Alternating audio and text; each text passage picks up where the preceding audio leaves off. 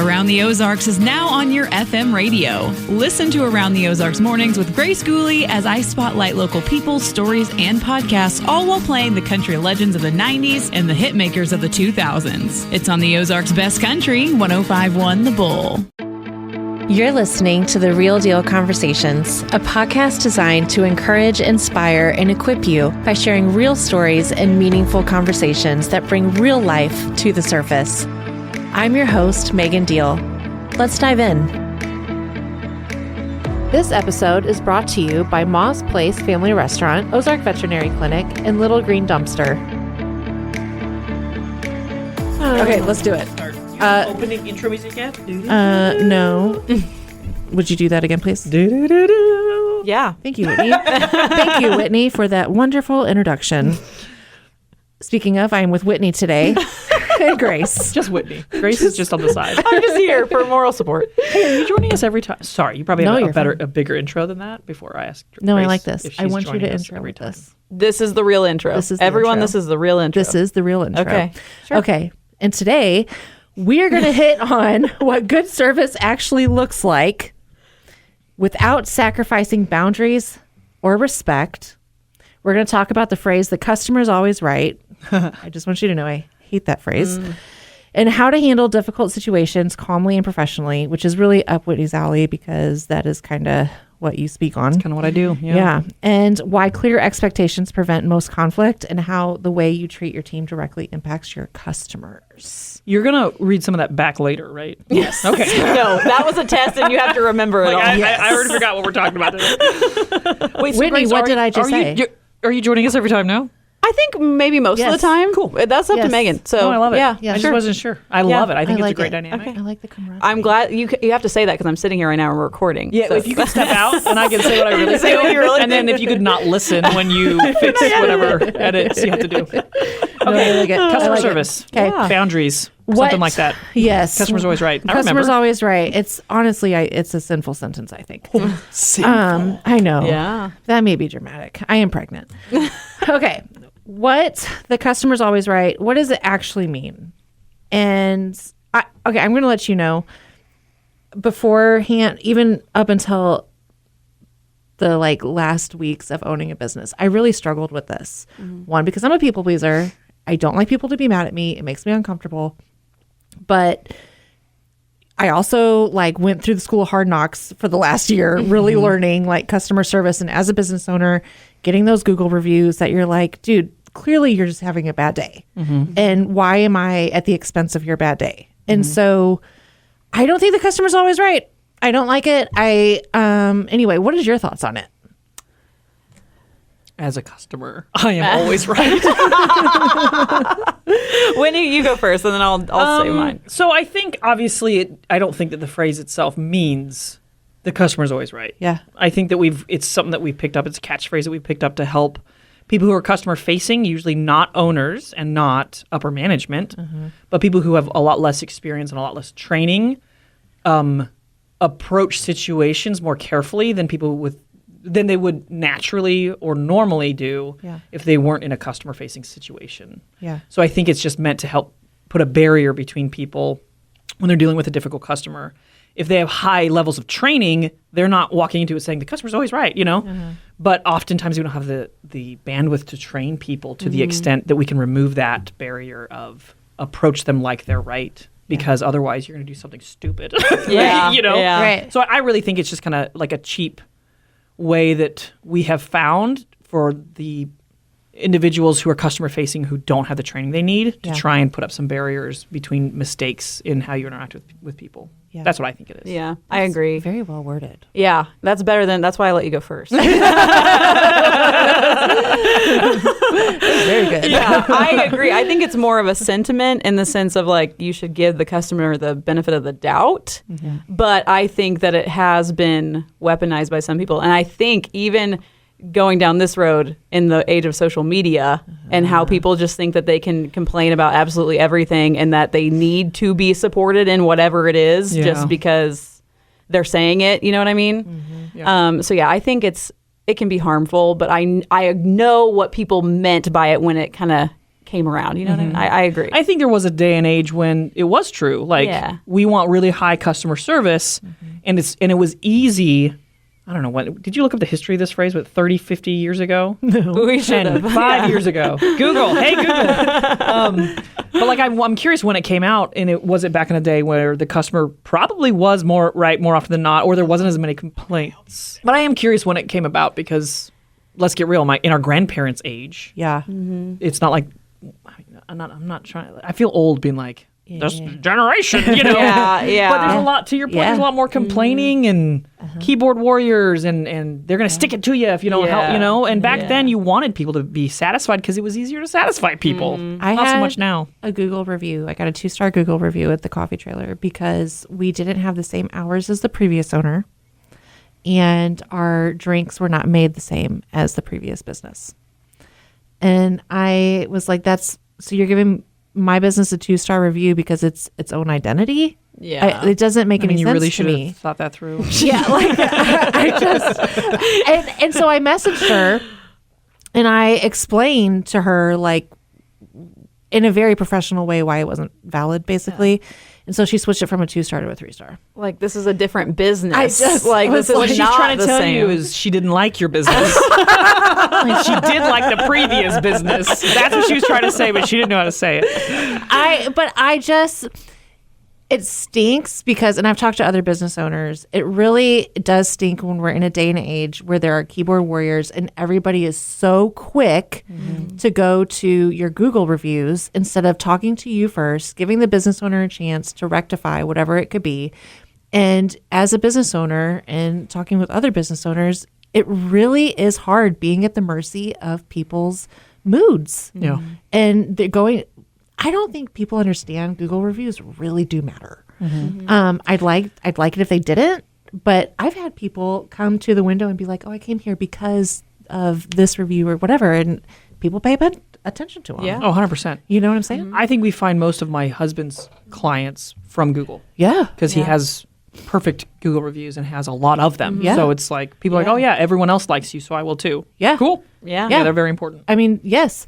And so it is hard with that customer service of, okay, so how do I respond to this person in a professional way that still appeases them in some way so that they back off, but also, please, Whitney's tell me. Raising her hand. Yes. Tell me. You don't. So I think the important thing with Google reviews, especially if we're talking about Google, you had an unreasonable client. Everyone who's normal on the internet will see the unreasonableness. And I think that what a lot of business owners miss is when you're responding to a negative Google review, you're not responding to the reviewer, you're responding to all of the other people reading it. That's who you're responding to. And we often will try and make them feel differently about their experience that was exactly what she said it was. It's stupid that she's mad about it, but her experience was, you're not the previous business. That's her experience. That's what she described. You can't change that. You know, like, now if they said my coffee was late, it was cold, that's different. That's you and your performance that you can then go and clarify or make right. You can't make right that you're not the same business that she thought she was visiting. Right.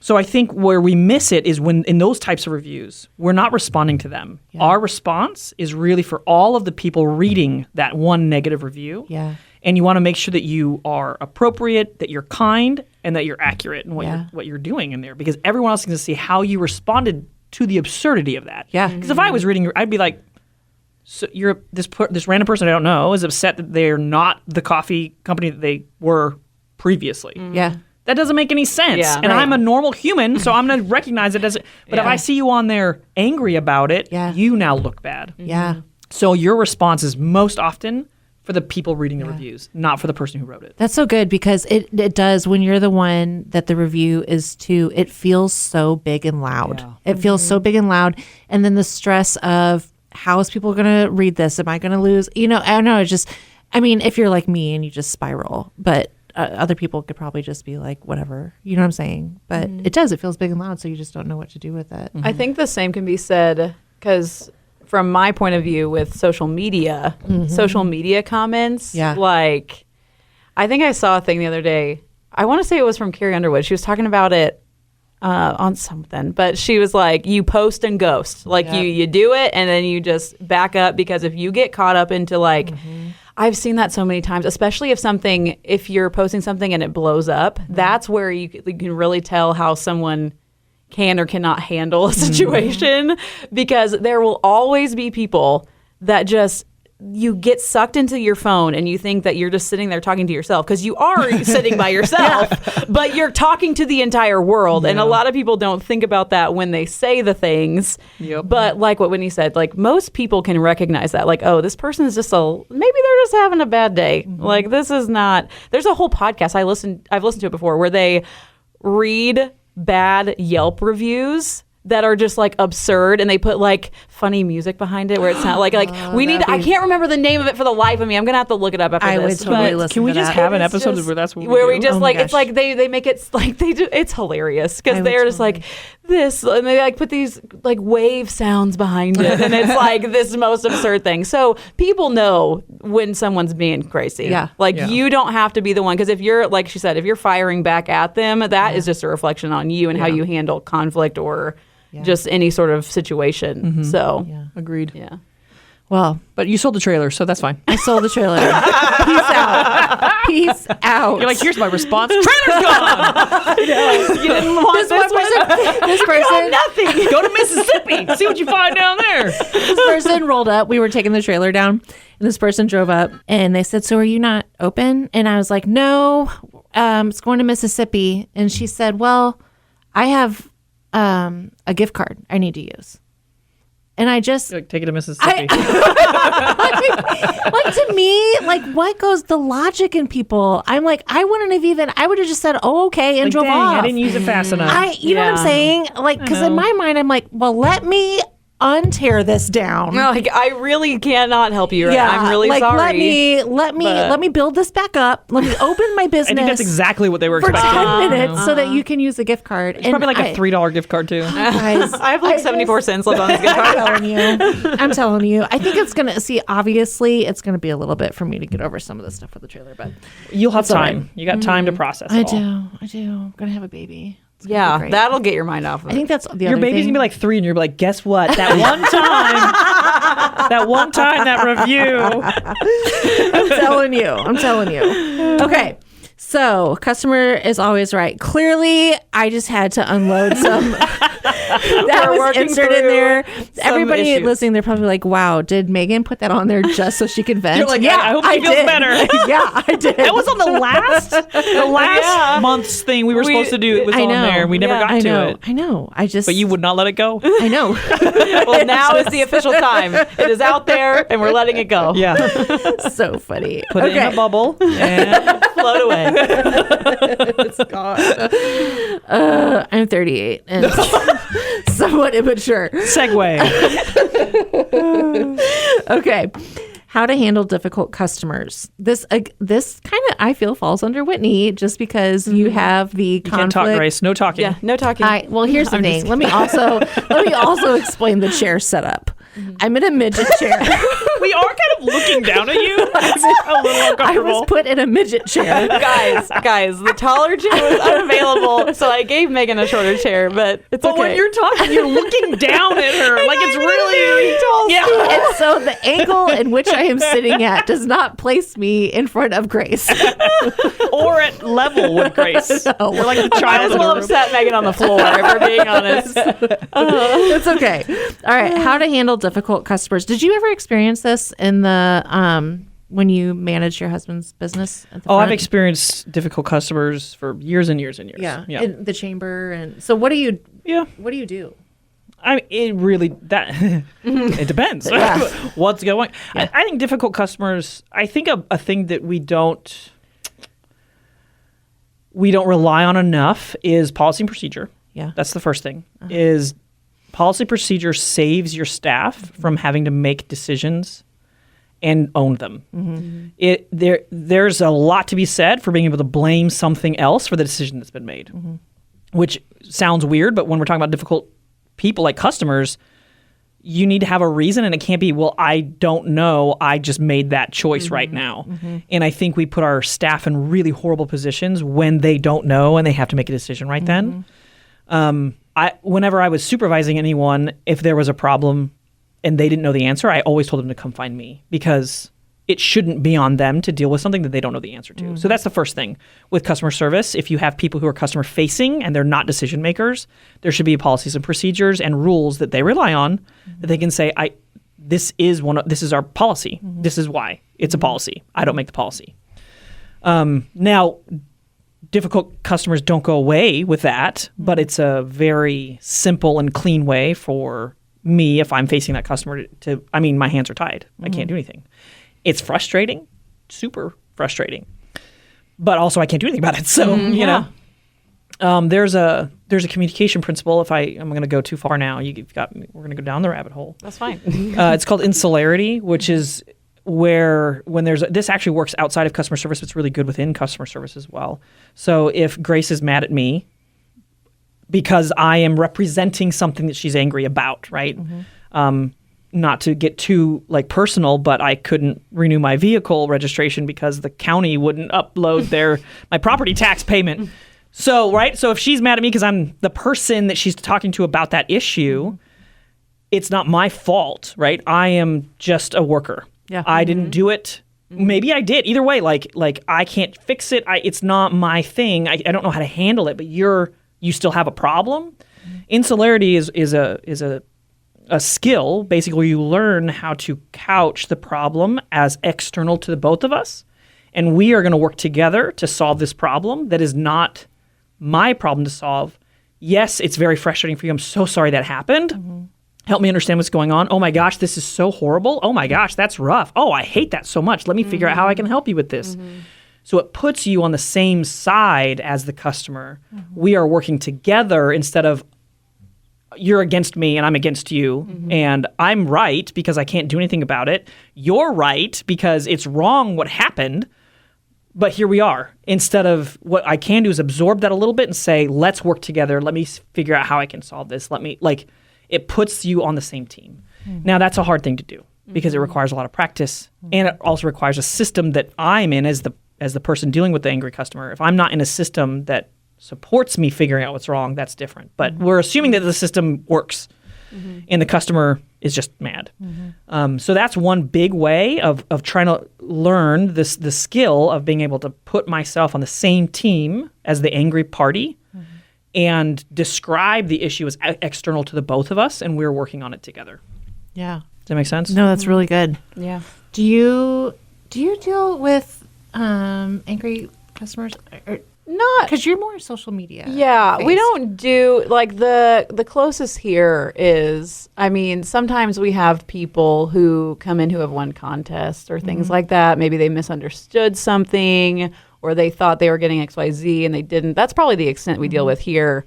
But I feel like that's usually like what Whitney said is how I try to handle it is like, oh my gosh, I'm so sorry. Like just sympathizing and making that person remember maybe that you are also a human. And you're not just the entity that they're mad at. You're not a part of that problem. You're like, okay, no, I'm here to help you. Let me see if we can figure this out. Let me go get this person or let me go find this or whatever. I've found that really helpful. Okay, now for policies and procedures, what would you suggest? Because that's actually on here. So what would you say would be some good policies if somebody is forming their business, forming their policies and procedures? What would you say would be some key to put on there to protect their employees? Like what did you guys have? Oh, I don't know. You just asked a question that could go any direction. Your policies and procedures for a coffee shop will be very, very different than a chiropractic office, you know. There some of the stuff we set up early days, but this was just because of the nature of our business. Like my husband was the chiropractor, I was running the front desk. Our rules set was that he never interacted with money. So he never talked about money with the patients. He never took money. He never took payments. That wasn't his role was to be the doctor. And I was the one that interacted with the money. And I was the one that made, which is funny because a lot of people who came through, they didn't know that I was his wife and they would be real mad about stuff. And they were like, I got to talk to the doctor. He'd walk in and be like, oh, I don't handle money. That's all her. And they were just like, what? Like they want him to make certain decisions. And he was like, oh, I don't do that. That's the way we set things up, And so it just kind of insulated him from certain discussions and honestly took some of the heat off of him as a doctor and onto me as the office manager so that he can continue to function in that role. And I could be kind of a hard ass and say, no, this is how it is. You know, you have a really good relationship with the doctor, but he doesn't make these decisions and I do. And if he did, we wouldn't charge anyone anything because he's a nice guy. We still have kids to feed and you don't know I'm married to him, but I want to eat tonight, And so that was one of the early ones, but that's going to look different. And as things happened, we created policies around them as well. I mean, you have weird stuff when you open up a business, especially a brick and mortar. We had people walk in and just walk through the front into the back looking for the doctor, like not talk to anyone, just walk through the office. And I was like, where are you going? They're like, I just got to talk to the doctor. Who are you? And they're trying to sell something. And it's like, get out. So like people, I had to physically block people sometimes because they would walk right into a room where a patient is being seen by him. And I was like, it's just like weird stuff. But see, that's what I'm saying. Like, I don't understand the logic. Like I owning a business, like I feel like I just found new groups of people. You realize, like you realize how many people just like are on a different plane of how they operate in their life. Really? But I think policies and procedures, they are put in place as situations arise. Yeah. I mean, you're going to have your basic stuff. I agree. I think there's going to be a lot of things that you don't realize you need to have a policy and procedure for until you're like, oh, people think that this is okay. Like, which kind of sucks when you are starting out, but it kind of depends on your business and what you're going through and be like, okay, we really need to set something up like this because we're really having an issue for some reason. Yeah. So with the chamber, we have a lot more policies and procedures than I had with Simply Chiropractic just because we deal with a lot more things. And it's great that the whole staff, now they don't know all of it because it's a lot to remember. But there's a lot that we just fall back on. This is just the rule set and people don't love it, but it is what it like. And the nice thing for me is I can say, well, this comes from the board. I don't have any decisions on that. I mean, sometimes that's not true. Bleep that out. But, but it's always nice to have an entity that you can say, well, this wasn't my decision. It's the sales tactic. I'm going to go talk to my boss to see if I can cut you a deal. And they go smoke a cigarette, It works in the same place in professional settings, I think, with customers. I also like policy and procedures, and you're dealing with at the chamber, just a multitude of businesses. And the thing is, Whitney's really good at being consistent, even if it's her friend. Like you're very consistent. Like you do not, I'm not saying that is a bad thing. I'm saying like that's a good thing. Like what you get with Whitney is what you get with Whitney, and she's not going to give anyone special treatment, which is nice actually, because if you're on the other end of not getting that special treatment, you're like, you know what I'm saying? Now like, nobody knows who my friends are. I know. Wait, you don't give me special treatment. But I've asked you to, and you're like, it was something with the coffee trailer, I forget. And you're like, no, what we do with one, it was what. And you are consistent. It's a really good thing. Yeah. Okay. Structure prevents conflict. It's kind of like the policies, procedures, but referring back to keeping emotion out of it. Keeping emotion out of it. I think it can be hard for some people. I think especially when you're a reactive person. And I've seen it, not within mine, but I have seen it where instead of and this is not where I'm saying that the customer should always be right, but I am saying like you have to have a level of professionalism and not react and keep the emotion out of it, which is hard for some people. And I don't, anyway. I will say though, there is a level of interaction with customers that are inappropriate from the customer side, and that doesn't require you to accommodate.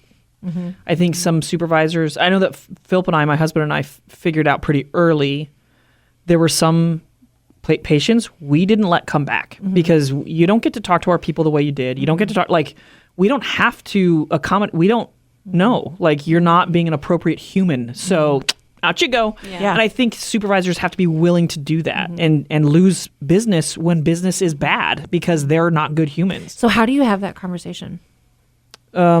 With the customer. Well, like you at a coffee trailer probably couldn't. I mean, I guess you could, but you'd have to like what you put their picture up. On the you'd have to like have like a mug shot, or like do not serve this person or something like that. At where we were at, I mean, honestly, the discussion that was had was the doctor said, "Hey, I think you would be a better fit at a different office." Is very simple. We didn't have to be like, "Hey, you're a jerk." Yeah. So off you go. This is a better fit. Yeah. And then what would you do? I'm just thinking scenario-wise. What would you do if the customer's offended and now talking back at you? Would you just how do you handle that? I'm genuinely asking because I'm not. So I find that absorbing conflict So it's very hard if I'm like, hey, Megan, I have this gift card that I have to. Oh, like, man, that's really hard. Yeah. I'm sorry. Yeah. Like absorbing conflict it's so hard to keep coming at someone when they're just absorbing it. Yeah. Does that make sense when I say absorb? Yeah. Like, oh, not fighting back on it. yeah, like you're right. That is horrible. Yeah. And like, like I've had people just like stop in their tracks because they're just like, "Rah!" And you're like, oh my gosh, that's the worst. And they're like, what do I? Yeah. Okay, Because they're thanks. expecting you to fix it. Yeah, or fight it in some way, shape, or form. They want something that pushes against it. If you absorb it, like, oh man, I'm so sorry. Yeah. I do it with my kids all the time. Like, oh man, and they're like, stop it, mom. Like, because you can't fight. If you're not fighting, if someone's not fighting you, you can't fight them. Yeah. Now, some people are gonna. I'm not saying it works 100% of the time. You have some crazy people out there who will fight you no matter what you do. Yeah. But absorbing conflict goes and you gotta be a little thick-skinned. You gotta be willing to just kind of take it and be like, they're really gonna be mad at me for like a minute, but then they'll leave. And then you get over it. So I would say that when it comes to if people are just coming at you and how do you deal with it, you just absorb it. They can't keep fighting you. Yeah. This almost kind of reminds me when we were talking earlier about the Google reviews. Because even like if you're not even just talking on a personal level, like if you have a friend that you're like, I really don't want to have to say this to them, but we've been having this conflict or whatever. It's like if they're going to turn around and then be hateful or whatever that is, it's like, well, that's their choice. And then hopefully people can genuinely see, like, consider the source, consider their anger. Like, not all of that has to rest on your shoulders. Like, you just got to be able to handle it the best way you can and then be able to let it go. I think that's a good point, Grace, because I think we tend to not want to put that on we feel like if we absorb, then we agree or we're taking responsibility.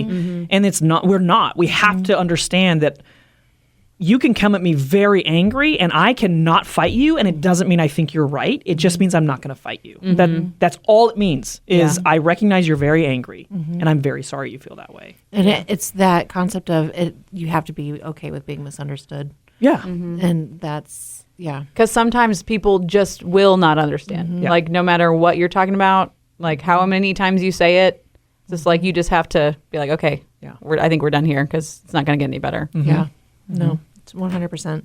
Oh, there goes the pen. Okay. We're really close to the floor, though, so you can write it. Seriously. Next time I'll just have a blanket on the floor for you.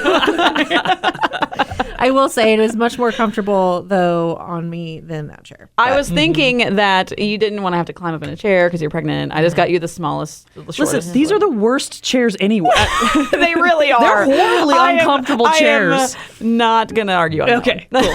So you're really in the best situation of all of us. It is. Even though we're lording over little you. Little low. It's okay. Okay. Employees as internal customers.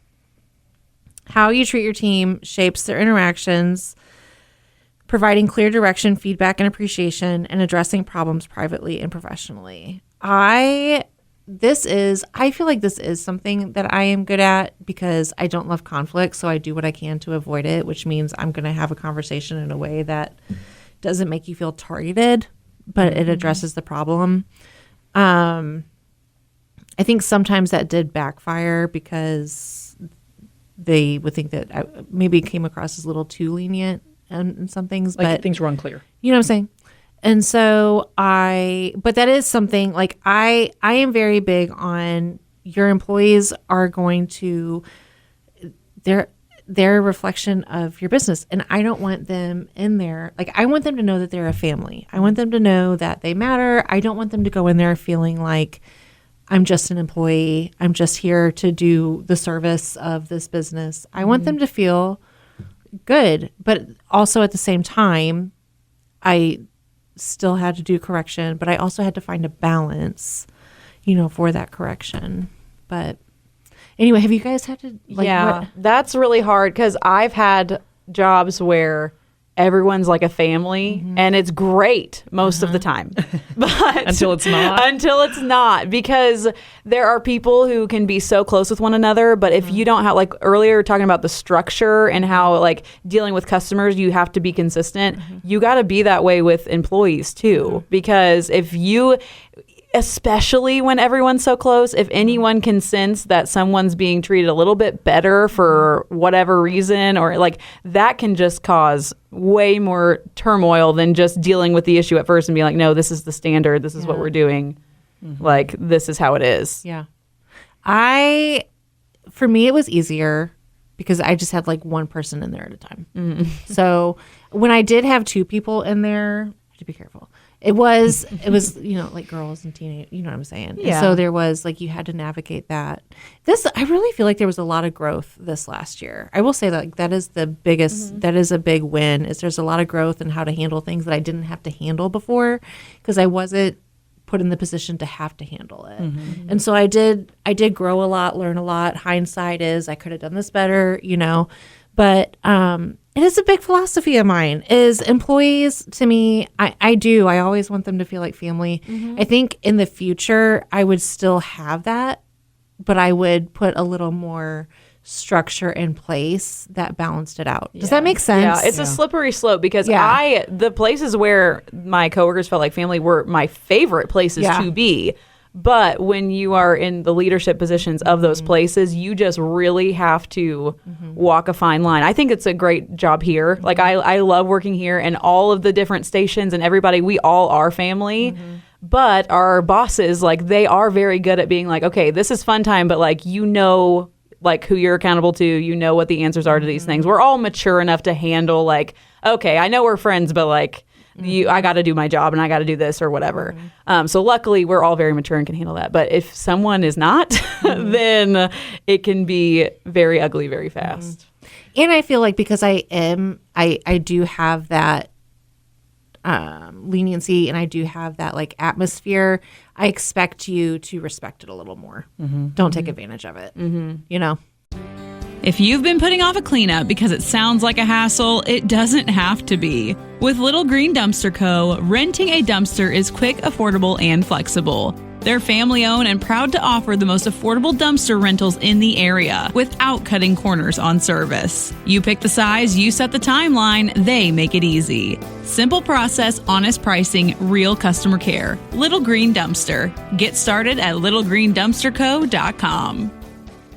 Everyone likes breakfast any time of the day, and that is what you'll get at Ma's Place Family Restaurant and Pit Style Barbecue in Kimberling City. Start off your day with Bruce's homemade biscuits and gravy, or how about their monster 3-egg omelets? For breakfast, lunch, or dinner, be sure and stop by Ma's Place Family Restaurant and Hickory Smoked Pit Style Barbecue in Kimberling City. Ma's Place, downright good food.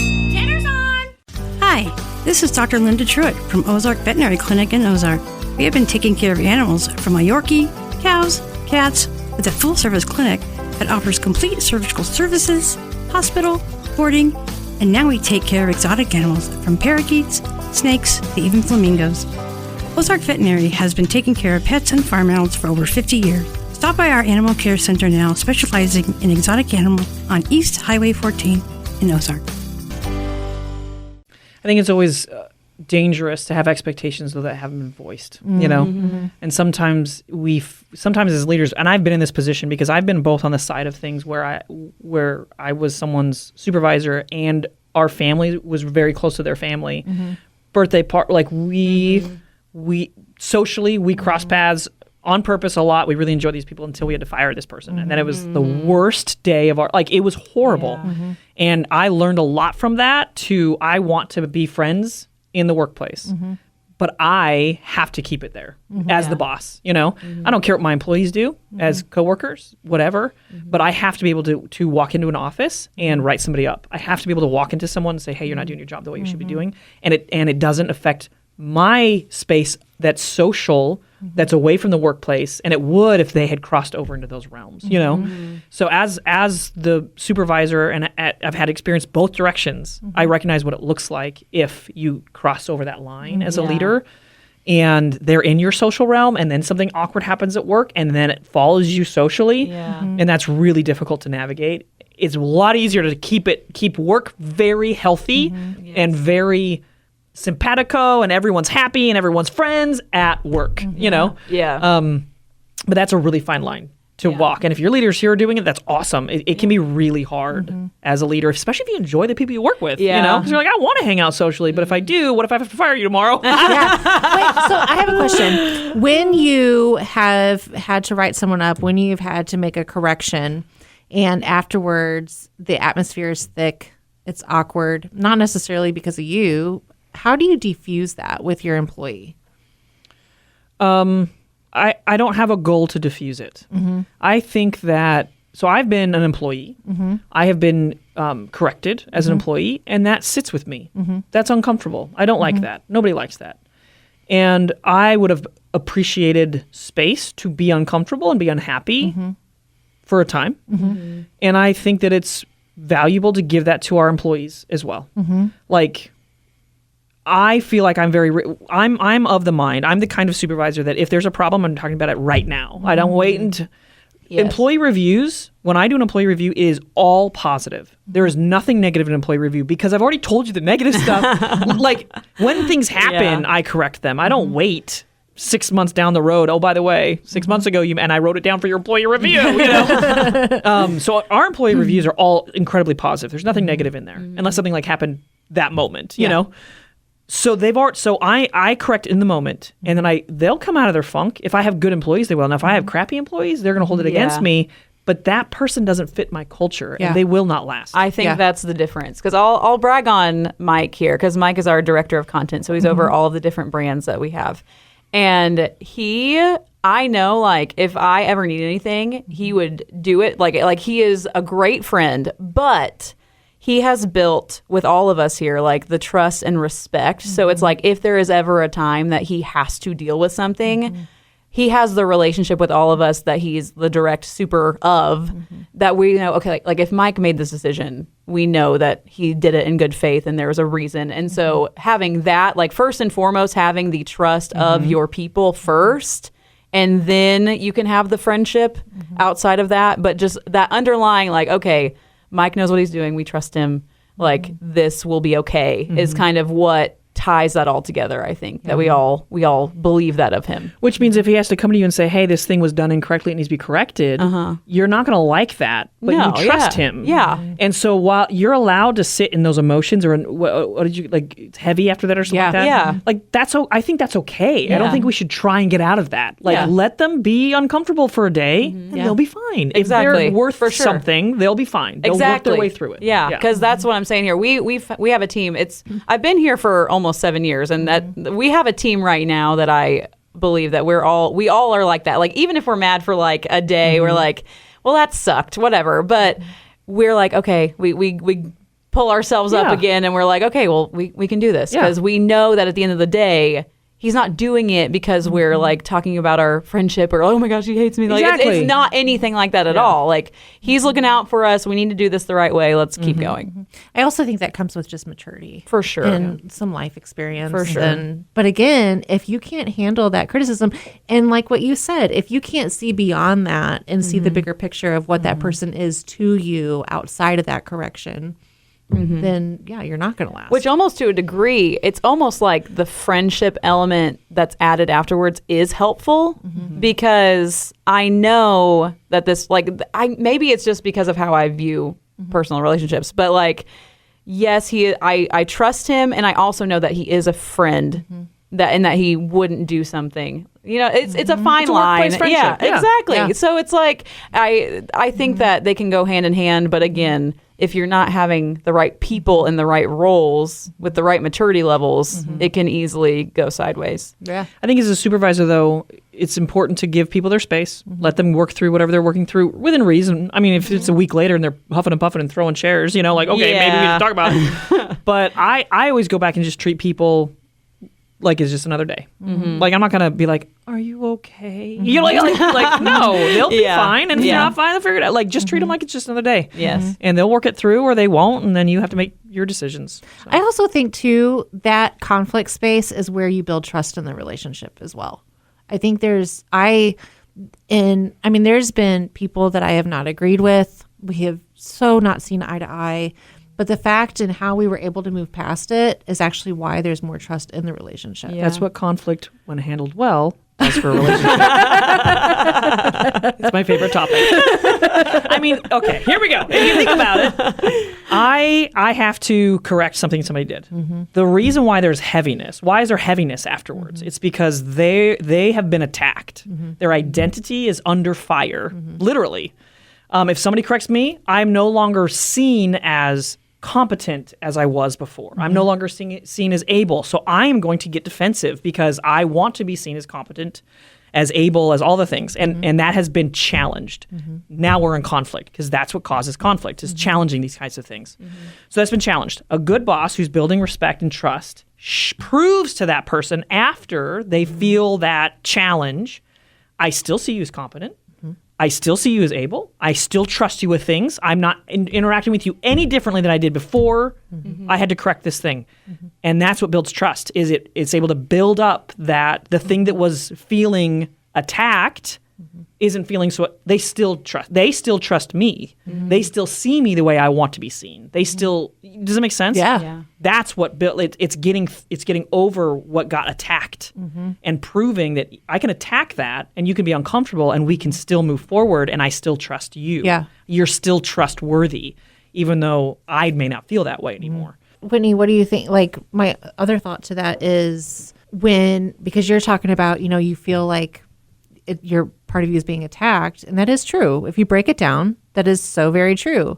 So if you could also have the mindset of growth instead of feeling attacked and feeling like it's an opportunity to grow, and somebody just gave you that opportunity to see beyond what you weren't able to see and grow, I think that's another way to look at it too. And instead of seeing it, because I would feel the same. I'd be like, oh man, that stinks. I didn't know. But it's also an opportunity to grow and show them that I'm mature enough and capable enough to grow. Yeah. I think that's a good way of reframing something after you have that initial reaction is still going to be defensive. Yep. Because I can go on and on and on and on, on and on and on about why we feel defensive, but you're going to feel it. You can't help it. You're not. I think that's one thing. We all want to approach conflict and be like, teach me how I don't feel this way anymore. No. That's not how that works. Yeah, you're going to feel like crap every time you're in conflict. You're not going to like it ever. It's never going to feel better. Okay, but give us the deep of why defense is automatic. Because I think that would help people who are the ones who said something, and then it's frustrating for them because it's like, why are you on the defense? I'm just trying to help you. So there's four areas. There's four areas that cause conflict when these four things get challenged. Okay, one. So it's an acronym, TRIP, TRIP. The first one is it's called topical, meaning you and I are arguing, or the thing that's being challenged is what we think is being challenged. Like you should have made a coffee this way, but you made it that way. That's wrong. Cool. Are we going to argue? That's what we're arguing about. I'm not feeling defensive. We're just disagreeing on the thing that we think we're disagreeing on. The next one is R, which is relational. You say, hey, you made that coffee wrong. I feel like we were friends, but maybe we're not friends. So our relationship is my perception of our relationship has been challenged. We enter conflict. The next one is identity, which is the one I just described. I want to be seen a certain way, and the way you interacted with me challenged how I want to be seen. We're in conflict. The last one is process, which is how should we do something. The first and the last one are the easiest ones to work through for obvious reasons, because either you made the coffee right or you made it wrong, and it's external to both of us, so it doesn't matter that much. It's easy to work through. Or the process one of what's the best way of doing this thing. My staff and I right now are very good at working through process conflicts because it's external to all of us. We can sit at a table and say, that won't work for these reasons, this won't work for, you know what I mean? It's just really cerebral. It's really easy to just kind of move through it. The relational and the identity, that's where people get stuck. And that's where the reason why the defensiveness tends to come out, and what we perceive is happening is somebody's not getting over something, is often because the relationship has been challenged or their identity has been challenged but hasn't been addressed. Meaning they're living in a conflict state that hasn't been addressed yet. So I come to you as an employee and I say, hey, you didn't do this thing right, and now so-and-so is really mad because you didn't do this thing, so let's go ahead and fix it real quick. No big deal. It's fixed in 5 minutes. Awesome. Thanks for doing that. But now you think I don't see you as capable anymore. So your identity has been challenged. if I, as a supervisor, am completely aloof to that, and you still seem bugged a couple of days later because you think I'm walking around not trusting you, not seeing you as capable, if I could learn to address that, it would help you a lot. If I could say, I really appreciate that you got that fixed so quickly. I love having somebody with your capabilities on my team. I love how much we work together. It's great. If I could reinforce those elements of conflict, it will help you move out of your space because you won't be in the space where you feel like that's still being challenged because I could have reinforced it. The problem we have is supervisors often, because we're not trained, we got promoted because we're good at processes or we're good at doing things. And so we got promoted over people. And now we have to work with people, and we don't know how to work with people. So we address a process, but what we hit was a relational problem, or what we hit was an identity problem. We don't recognize it. And now we have this kind of constant ick with this person, and we can't figure out why, and we don't know how to address it. And anyway, so you bring all these things together, and then you do that over and over and over again. Now you have a history where this person really believes you don't like them, or you don't see them as able. So good, well-trained supervisors, and I don't mean well-trained in whatever task they're doing. Supervisors who are trained in people will learn, or should learn, how to address an issue and help bolster those other elements that might come into play. The problem is you don't know if they are or not, because it may not. If you have a really mature staff who you have a great relationship with and you talk about a process problem, it will stay there probably. It will live there. It will die there. You'll never have any other issues. But if I have a staff who's pregnant or who's going through a divorce, I don't know why I just pointed at you, Grace. I know you're not. I am not. But you're not pregnant, right? I'm also not pregnant. So you're nothing of the things I just said. I don't know why I did that. I'm like, pregnant or divorced? My husband's like, what? He's like, what a way to tell me. You chose Megan's podcast. This is weird. You're lucky I listened to it.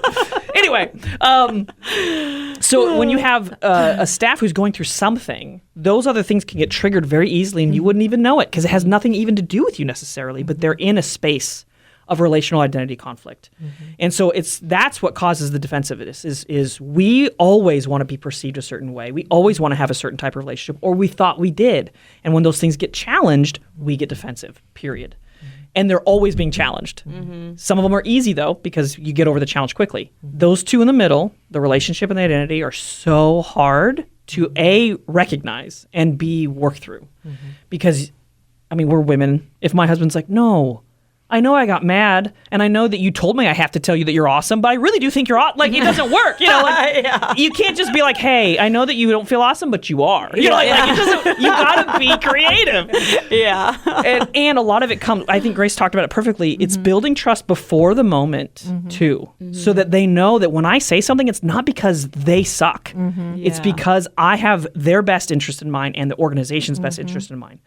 And that takes work, and leaders don't often put in that work before they have to correct something. Yeah, I have a past experience that kind of goes hand in hand with it's like the opposite of what I mentioned that I exist in right now. I had a position before where because I just like to be friends with people. So like I was just a normal worker and I was friends, and then I got put into more of a supervisor position over the friends that I had made beforehand, that's so hard. Which is so difficult. And like it's cool listening to you talk about those different parts, because that's exactly like the relationship and the identity part was hit on.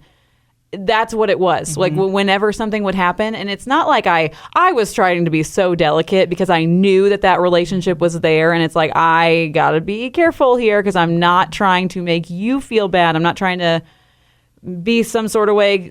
It's not an ego thing. Yeah. It's nothing like that. It's just like I have a job to do. You have a job to do. But yeah, that is so. I've been on both sides of it. Like with what I'm dealing with now, where Mike's like the trust is there first, but then I had to be the opposite, and I was like, our friendship was first, and if at all possible, if you could not do that, that would make your life so much. Because that was probably some of the hardest conversations I ever had to have professionally. Of like, I know that we're friends, and I still am your friend. I'm trying to be, but right here at work with this issue, we've got to talk about it because, and if you don't have the right maturity levels, it is so easy for that Absolutely. to go the wrong direction. Absolutely. So And to build the respect for them to build respect when you guys were on the same playing field, and that's hard. I didn't experience that, but Daniel, I had to watch Daniel. That was hard. Yeah. And it was like, how are they going to take me seriously? yeah, And because we've it's hard been- for them because you're Yeah. adjusting to having to be. Or if one of them wanted the position. Yes. And you got the position. Yes. You were friends. Just your promotion alone introduced a challenge to the relationship and the identity. for sure. It wasn't even you. It was just you got Just promoted. the fact Yeah. that they didn't. And Yeah. so they've got their own things that they're dealing with. And then trying to do your job on top of that is so messy. I will add too, because we haven't gone deep enough into conflict resolution theory yet. This isn't theory. This is just my own thing that I've actually started saying a lot in my workshopping and speaking and stuff, because I realize that people they don't think like this, and we need to be more comfortable with this concept right here that I'm about to say in about 30 seconds. I'm going to say it, and it's going to be so good. What a build up! It's actually now I don't want to say it because it's not as cool as I just made it sound. So here's the thing. We are always seeking resolution. We always it's the number one question I get is, how do I make this thing fixed, right? How do I fix this problem? The problem is that solutions aren't always resolutions. That's the problem. We want resolution. We want everyone to feel good at the end. And that's great if we can make that happen. As supervisors, we're looking for solutions. And sometimes that's not resolution. And people are going to be uncomfortable at the end of it because the solution is you suck. Or the solution is I have to let someone go, or the solution the solution sometimes I'm in a solution right now where I'm not speaking to a certain family member. That's the solution. Not comfortable. We all hate it. But it is what it is. It has to be what it is, and that is the solution that's best for the family. That's where we're at, It's not a resolution, but it is a solution. And we are too uncomfortable with that. And we have to get, as long as we're being appropriate and we're being reasonable, we have to be more comfortable that sometimes solutions aren't going to resolve the problem, but they're going to move us past it and get some boundaries in place that need to be there, We are a people who very much stray away from discomfort. Oh, yeah. Just somebody said a long time ago, they were just like, we have got to get the ability to sit in discomfort and just, no matter how uncomfortable it is. And I don't know why that is. I don't know if it's a part of this instant society. I don't know what the mixture is. I don't know what the blend is. I'm sure it's always been this way. No, it hasn't. No, I don't think so. I don't know, but we really don't. It is not good. It is not good. Yeah. I think it might be that we're so used to getting the gratification we do just in different ways now. It all ties back to what we were talking about at first. It's people feel like they can say what they want to, do what they want to, and that they just have to be heard even if they're not in the right necessarily. And so I don't know. I think it might tie back to all of that. It's hard, but sometimes if you want to learn how to do that quick, put yourself on social media. I just think back. I think back in the day, I think it was people just bottled everything up and they just didn't deal with anything in general. And it was there's no, we don't talk about mental health. We don't talk about this. We don't. I think that's true We for don't engage. some. We Yeah. disengage. We bottle. And I don't think I think that's how they avoid. But I also think, I don't think that people dealt with as many people. Yeah. Because with social media and with all of that, it's you have, I could post this thing and I could get 100 likes on it with people I haven't talked to in years. But in the past, that was not a thing. You just dealt with, you had your family, you had your people you went to work with, you had a few friends, and those are that was the extent of your And honestly, most of those people probably agreed with most of what you Exactly. believed, Yeah. So you don't surround yourself with people who are I disagree with everything you stand for. You just don't. Naturally, you won't do that. Yeah. So I think there's a lot more emotions and stuff at play today and different interaction levels that have to do with that. And we're less emotionally resilient.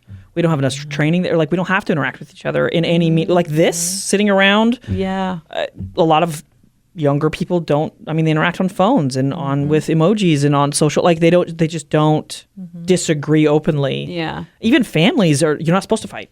I got sent to my room for fighting. Come out when you're not going to fight. Yep. Which honestly, we weren't fighting well, so I can't say that we were like engaging really good conflict resolution practices. But you know, But no, that is like the bar is no, we don't fight. We just suck it up. We're a family, and so you're expected to cater because it's blood, and that's not. No, that's not healthy. That's a whole other conversation. Yeah. We'll save that for the next Put a note on the bottom. We've already talked about customer service. So that's not coming back. That's not coming back. Okay. I think, so we hit it. We hit on customers always right, how to handle difficult situations calmly and professionally, and why clear expectations prevent most conflict, and how you treat your team directly impacts your customers. Yeah. I have to say I'm a little surprised that those are all the things we just hit on because I'm thinking back at what we just talked about. I'm like, yeah, I can see that now, but I don't remember answering those specifically. That's because we have Whitney's conflict resolution skills. That's right. Coming in. That's Okay? right. Coming in. You're welcome. Save the day. Guys, I know a lot, but I don't know everything. I'm telling you. We should have T-shirts made. I know a lot, but I don't know anything. And it just has Megan's face. I don't. I'm telling you, I really struggled with some of this stuff this year, and I genuinely, I will be the first to admit, like, I don't think I handled everything well. I don't even think it was directly to the people face to face didn't handle it well, but like behind the scenes, like trying to navigate, like, what do I do in this situation? I don't stinking know. Like, this is new to me. And I have resources. I don't even know why I didn't think out, to reach out to resources of, hey, how would you do this? But I think that's... You're looking at me, right? I'm your resource. I am saying maybe we should... Right at me.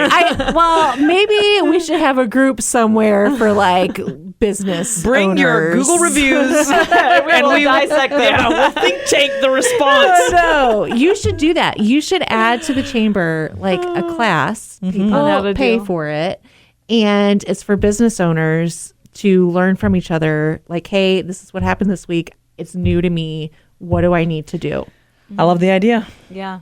I'll add it to the list of ideas. It's a good idea. Okay. First of all, that's what I say to my husband when he gives me a bunch of ideas that I don't care to hear about.